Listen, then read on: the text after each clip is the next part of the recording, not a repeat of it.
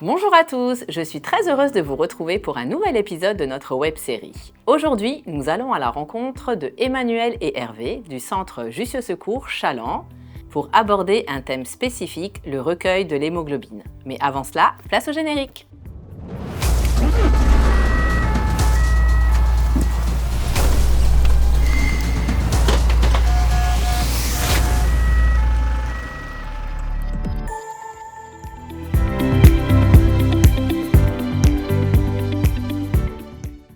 Bonjour Emmanuel, bonjour Hervé. Tout d'abord, pouvez-vous nous expliquer, s'il vous plaît, dans quelle situation êtes-vous amené à recueillir le taux d'hémoglobine d'un patient?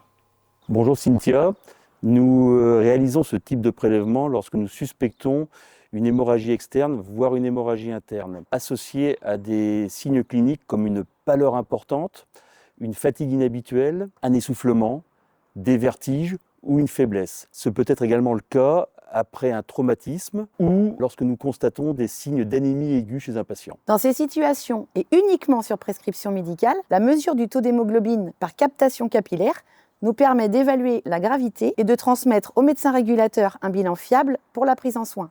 Ok, très bien. Alors pouvez-vous nous expliquer la réalisation de cet acte? Bien sûr, Cynthia, je te propose de nous accompagner.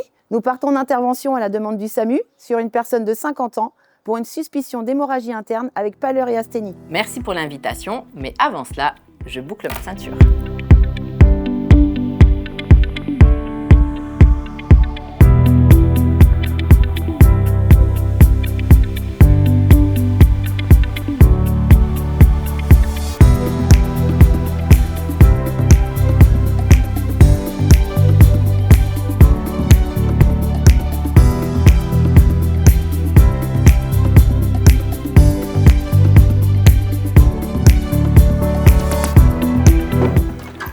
Bonjour madame, Bonjour. nous venons pour madame Moreau, c'est Oui, bien ici? Oui, c'est ma maman, oui, elle est fatiguée depuis plusieurs jours. D'accord, très bien, Allez-y, merci. Bonjour madame. Très fatiguée, j'ai la tête qui tourne, j'ai mon cœur qui s'emballe et j'ai très peu mangé ces derniers jours. D'accord. Bon, Emmanuel, est-ce que tu peux prendre les paramètres vitaux, s'il te plaît? Je vais vous prendre l'attention, madame. Votre date de naissance, madame, si vous pouvez me la donner, s'il vous plaît? Le 25 juin, D'accord. Vous avez des papiers quelque part avec vous? Carte Oui. vitale, carte de mutuelle, pièce d'identité? oui, j'ai mon sac à main, faut demander à ma fille. D'accord. Ce malaise, vous l'avez depuis quand? Ça fait quelques jours. Quelques jours, c'est-à-dire vous pouvez préciser, s'il vous plaît? Je dirais peut-être une semaine. Un petit D'accord. doigt. Pardon madame, je vais vous regarder le blanc de l'œil, je vais retirer vos lunettes. Vous me dites si ça vous embête. Je vais regarder votre fond de l'œil, madame Moreau. Ah, d'accord, c'est pâle. Je vais également appliquer une pression sur votre ongle. 1, 2, 3. Donc Hervé maintenant va passer son bilan au SAMU. De mon côté, je vais mettre la patiente sous oxygène. Elle n'est pas insuffisante respiratoire chronique, mais avec une saturation d'oxygène à 94. Je vais donc te donner les lunettes pour qu'on la mette sous 3 litres d'oxygène.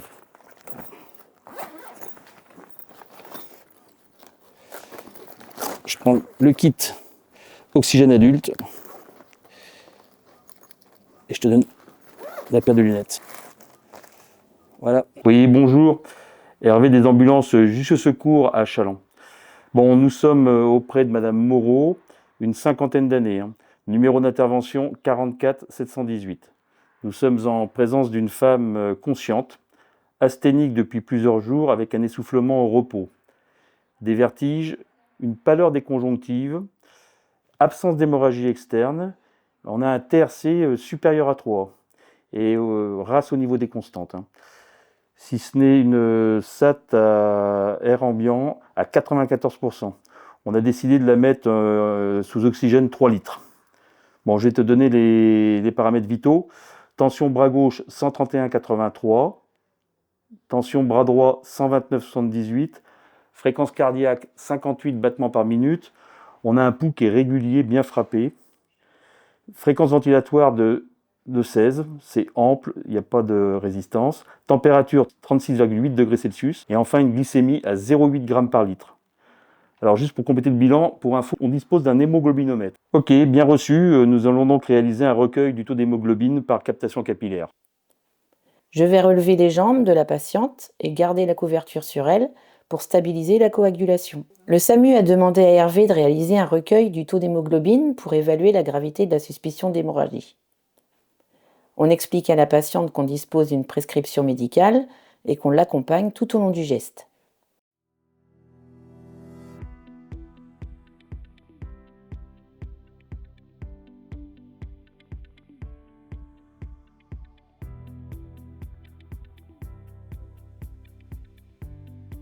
Je prépare le matériel pour le recueil du taux d'hémoglobine.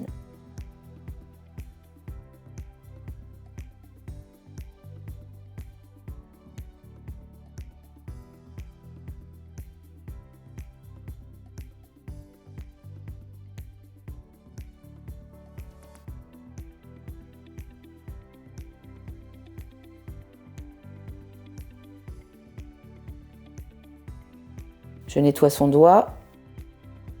J'effectue une légère pression sur le doigt.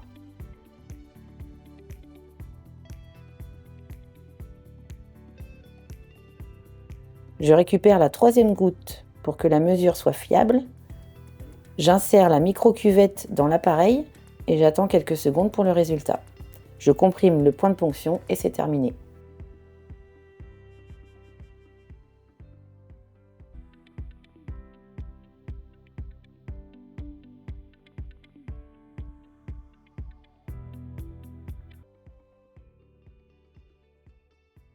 Alors qu'avez-vous trouvé comme résultat et comment devons-nous l'interpréter? Alors en fonction des types d'appareils, il y a 2 unités de mesure, soit les valeurs sont exprimées en grammes par décilitre ou en millimoles par litre. Le recueil du taux d'hémoglobine nous permet d'évaluer rapidement la gravité d'une hémorragie suspectée.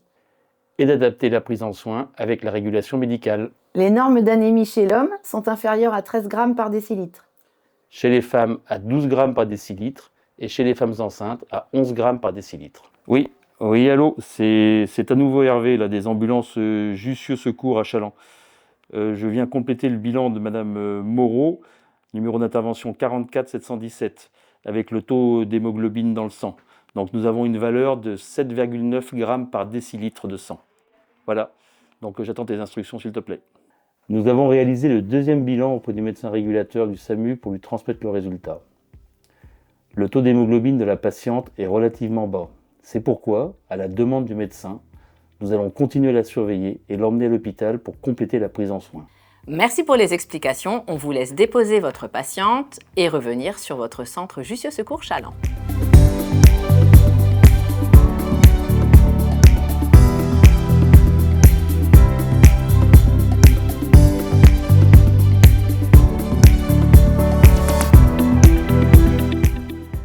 Et maintenant, parlez-nous un petit peu de vous. Qu'est-ce que vous pensez des nouveaux gestes et de la formation de ces nouveaux gestes métiers?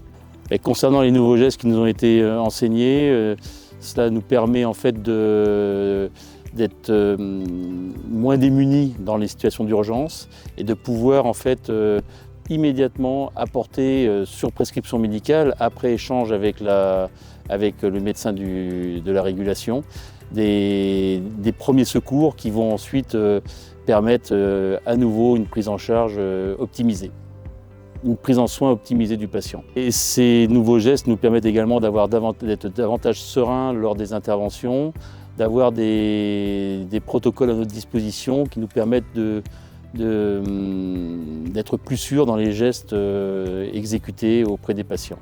Ce qui est devenu intéressant aussi, c'est au niveau de la tablette, pour transmettre le bilan au SAMU, de pouvoir prendre des photos sur la situation, de pouvoir faire un ECG par exemple et de transmettre directement.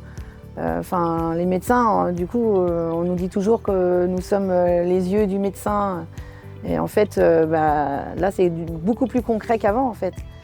On peut leur transmettre vraiment des vraies données, les tracés d'un ECG, les mots-Q, là, du coup. Tout à fait.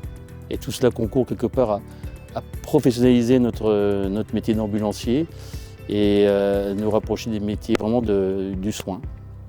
Merci à tous et à toutes d'avoir suivi cet épisode. Quel autre geste métier aimeriez-vous retrouver? N'oubliez pas de laisser vos commentaires, d'actionner la cloche pour ne pas louper le prochain épisode. Moi, je vous dis à très bientôt. Ciao, ciao!